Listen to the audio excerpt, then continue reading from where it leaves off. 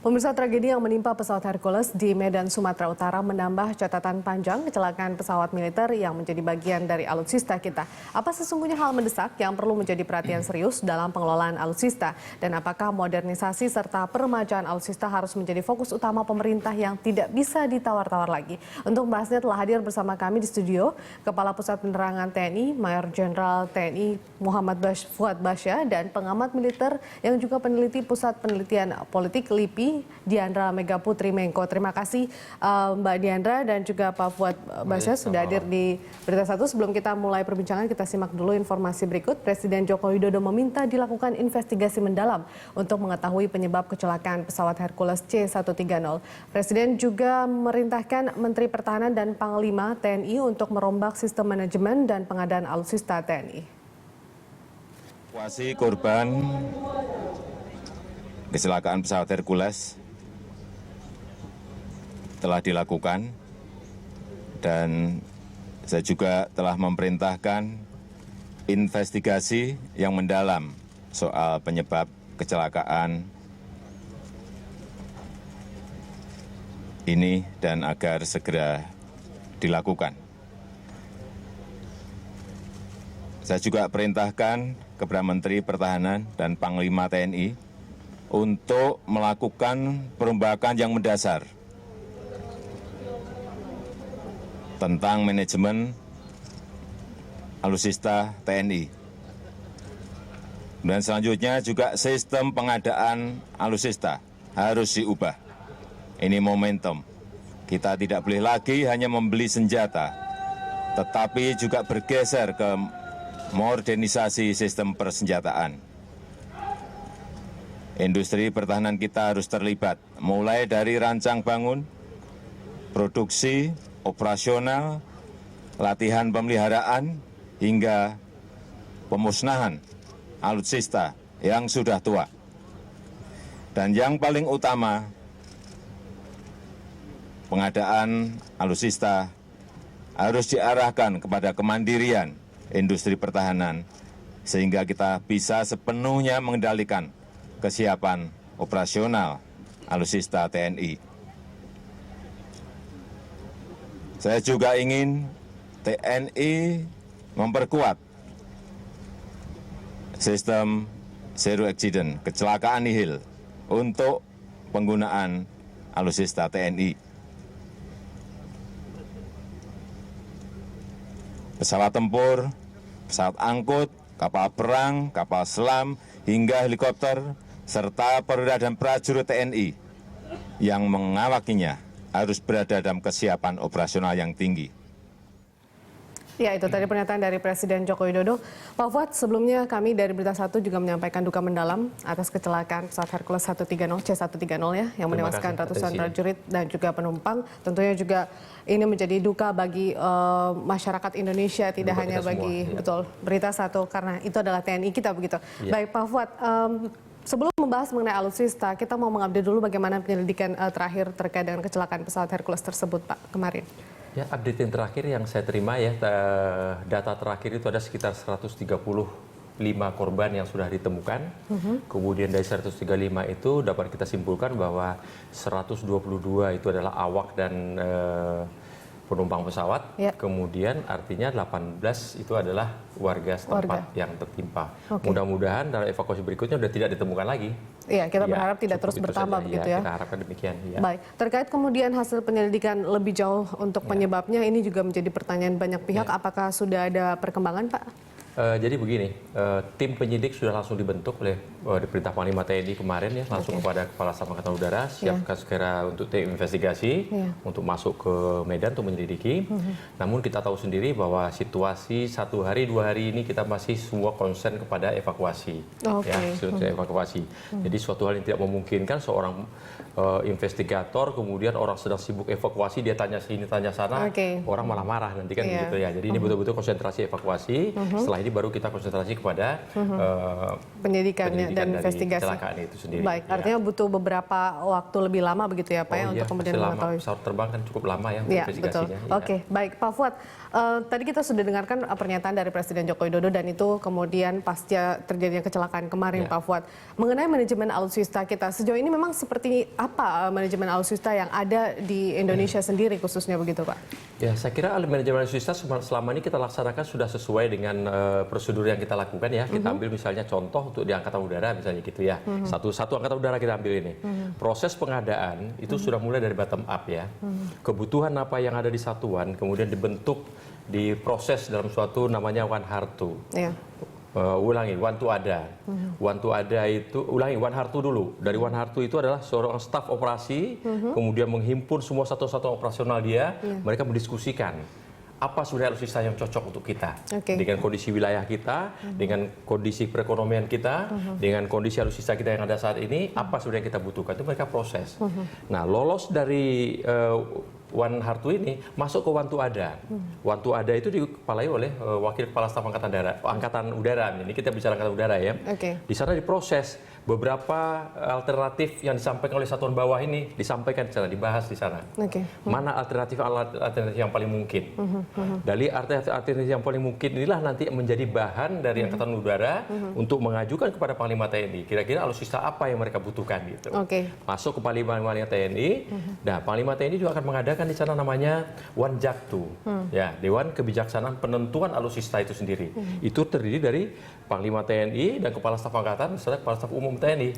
Nah, di sana nanti akan dibahas tentang alutsista yang akan dibeli oleh Angkatan Udara. Nah, bagaimana interoperabilitas dengan Angkatan Laut, bagaimana dengan Angkatan Darat, kemudian koneksitasnya seperti apa, apabila ini menggunakan ini permasalahannya apa gitu, itu akan dibahas di sana. Kehasil keputusan inilah nanti akan kita lemparkan kepada Kemhan bahwa TNI dalam hal ini TNI Angkatan Udara akan membeli alutsista berupa ini. Gitu. Itu yang kita lemparkan kepada Kementerian Pertahanan. Proses pembelian di Kementerian Pertahanan, apakah itu melalui KE atau mungkin diberi pakai devisa atau mungkin beli langsung. Cukup panjang gitu ya Pak ya? Itu urusannya Kementerian Pertahanan, bukan kita lagi. Ya. Nah, Mbak Diandra, kalau dari penyampaian Pak Fuad sepertinya cukup panjang proses untuk pengadaan alutsista tersebut. Tapi apakah ini yang kita butuhkan atau yang sudah cocok untuk pertahanan keamanan kita sejauh ini, Mbak Diandra melihat? Oke, pertama-tama saya juga ingin mengucapkan dulu bela sungkawa Pak bagi keluarga besar TNI dan atas kehilangan kita TNI kita semua. Tadi saya ingin menyambung juga apa yang sudah disampaikan Pak Fuad ini. Sebenarnya berdasarkan ini Permenhan nomor 34 tahun 2011 itu ada pedoman pelaksanaan pengadaan alutsista. Nah, tadi yang Pak Fuad telah sampaikan itu ada 5 tahap dalam pengadaan alutsista. Yang pertama itu pra persiapan tadi yang Pak Fuad telah jelaskan sama pada saat persiapan. Nah, kemudian setelah itu mungkin itu tahapnya ada berada di Mabes. Nah, setelah itu ada di Kemenhan, yaitu pada pemilihan penyelia, yaitu tentu mekanismenya tadi mau seperti apa, apakah kredit ekspor atau yang lainnya. Kemudian ada lagi penyusunan dan aktivasi kontrak itu tentang bagaimana mencairkan anggarannya. Kemudian tahap kelima adalah tahap pelaksanaan dan penyerahan alutsista itu sendiri. Apabila kita lihat di pengadaan ini sebenarnya ada satu yang ingin saya tambahkan. Mungkin kami lihat kalau secara teoritis kita bisa melihat ke negara lain juga biasanya itu ada life cycle dari suatu alutsista yang direncanakan dari konsep sampai kepada disposal atau kapan alat itu sudah tidak bisa dipakai lagi. Di Indonesia sebenarnya ada itu semua, hanya kebijakannya masih terpisah-pisah. Gitu. Jadi kita ada juga perawatan, tapi kebijakannya masih belum sama dengan ini, masih terpisah-pisah. Ada juga mungkin penentuan kapan alat persenjataan tersebut sudah tidak bisa dipakai, tapi masih terpisah juga. Dan itu yang menyebabkan kemudian life cycle kita cukup lama begitu menurut prosesnya. saya mungkin akan lebih baik apabila kebijakan itu ditaruh di dalam satu kebijakan komprehensif dan integratif terhadap itu semua, sehingga satu life cycle terhadap alutsista itu bisa dilihat secara jelas. Walaupun saya pahami bahwa kita sekarang kekurangan anggaran untuk mengadakan alutsista, tapi saya kira itu harus tetap perlu dilakukan untuk menjamin kualitas. Silakan Pak Fuad. Itu sebenarnya itu bukan. Kita lah saya kira itu sampai finish, justru sampai penghapusan itu sudah ada. Itu proses saya sampaikan tadi, proses sampai pengadaan kan gitu ya. Kita punya proses perencanaan ya gitu ya, proses pelaksanaan, kemudian proses penggunaan. Dalam penggunaan ini termasuk pemeliharaan di sana dan proses penghapusan nantinya kan. Tapi untuk life cycle sendiri apakah memang kita butuh waktu lebih lama? Kemudian dari tadi ada beberapa negara lain yang juga melakukan itu begitu? Nah, kalau kita kepengennya sih secepat-cepatnya, makin baru alutsista kita makin suka. Tapi kan kita harus menyadari juga kemampuan keuangan negara, kita harus sadari bahwa negara ini kan tidak hanya membina TNI saja, banyak dibina yang lain kan gitu. Selama ini life cycle masih bisa kita pakai, kenapa kita harus gagal? Sebagai contoh misalnya sekarang kita menggunakan Hercules gitu ya. Hercules sekarang. Memang ada yang menyarankan Hercules segera di modernisasi begitu ya, oke. Dimodernisasi bagus, masih ada yang bagus. Tapi kita kan belum rencanakan itu. Karena apa? Itu bukan merupakan suatu skala prioritas yang tinggi. Kenapa Pak? Justru alutsista kita yang pesawat tempur kita butuh lebih banyak kan begitu. Bukan pesawat angkut yang seperti ini yang kita butuh lebih banyak. Tapi buktinya lebih makan korban juga Pak. Sementara alat angkut ini sendiri masih memenuhi syarat untuk dipakai. Karena kita kan orang melihat hanya sesaat masalah Hercules ini. Hanya dilihat bahwa Hercules ini produksi tahun 64, hanya itu saja yang dilihat. Padahal dia tidak tahu bahwa alutsista ini digunakan dasarnya kan bukan dasar umurnya sekian tahun. Pesawat terbang ini kan digunakan dasar penggunaannya dengan jam terbang. Gitu. Berapa jam terbang yang sudah digunakan. Kemudian pada jam terbang keberapa dia harus grounded kan begitu.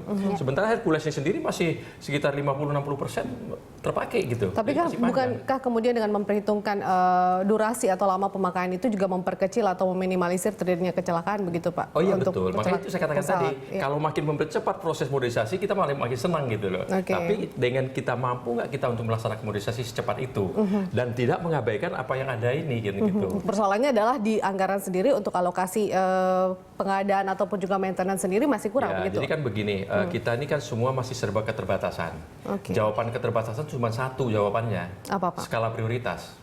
Jadi dalam proses pengadaan apapun yang kita laksanakan, karena kita punya keterbatasan, maka skala prioritas harus kita tentukan. Yang mana yang prioritas sekarang kan begitu. Anda merasa bahwa untuk TNI sendiri skala prioritasnya masih kecil begitu Pak? Kita bukan begitu. Jadi di TNI Angkatan Udara sekarang ini karena Hercules ini masih dalam proses panjang untuk penggunaannya, lifetime-nya masih cukup lama. Kemudian kita juga masih punya Boeing yang lain, kita masih punya juga Fokker yang kita gunakan, ada juga CN235 yang baru kita sebagai Fokker nanti kita siapkan juga masih ada. Maka yang kita butuhkan justru pesawat-pesawat tempur. Baik, Mbak Adrianda, sedikit kemudian kalau kita membahas tentang skala prioritas sendiri, apakah memang pengalokasian anggaran dari khususnya untuk mungkin pengadaan alat ataupun juga maintenance alat pertahanan keamanan jauh mungkin lebih difokuskan begitu? Apakah memang itu sudah yang benar ataukah memang juga pesawat-pesawat Hercules untuk kegiatan operasional itu bisa dijadikan satu fokus atau prioritas penting begitu? Iya, sebenarnya sih saya kira kalau untuk pengadaan dan skala prioritas itu tergantung kepada decision maker atau orang yang mengambil kebijakan itu sendiri. Bagaimana para decision maker ini melihat kebijakan keamanan atau lingkungan strategis di ke depan. Apakah yang kita butuhkan adalah pesawat tempur untuk persiapan perang atau untuk deterrence terhadap negara lain, ataukah yang kita butuhkan lebih ke alat-alat mengangkut logistik seperti ini untuk menangani bencana. Mungkin saya kira itu yang perlu dikaji ulang lagi lebih dalam oleh Kementerian Pertahanan juga untuk melihat sebenarnya apa yang dibutuhkan dalam 5 tahun ke depan ini. Mungkin itu akan membantu dalam menentukan skala prioritas apa yang benar-benar kita butuhkan. Yang saya kira mungkin Hercules bisa masuk dalam salah satunya di situ. Kita bukan 5 tahun ke depan, kita sampai tahun 2024 sudah masuk. Kita perencanaan kita sampai tahun 2024 sudah masuk. Minimum essential force sudah ada di kita. Jadi program kita bukan hanya setahun 2 tahun, tidak. Program setahun ada, 5 tahun ada, sampai 20 tahun kita sudah punya. Sampai 2024 kita sudah punya. Cuma masalah anggaran kemudian terbatas di poin keberapa saja. Tapi kita harapkan pada tahun 2024 nanti minimum essential force sudah bisa 100 mendekati 100% atau sampai 100%. Ini kekuatan kita akan semakin baik. Karena kondisi sekarang baru 38% kan gitu. Baik Pak Fuad, Mbak Dian, kita akan lanjutkan perbincangan di segmen berikutnya. Pemirsa tetaplah bersama kami di Prime Time Talk.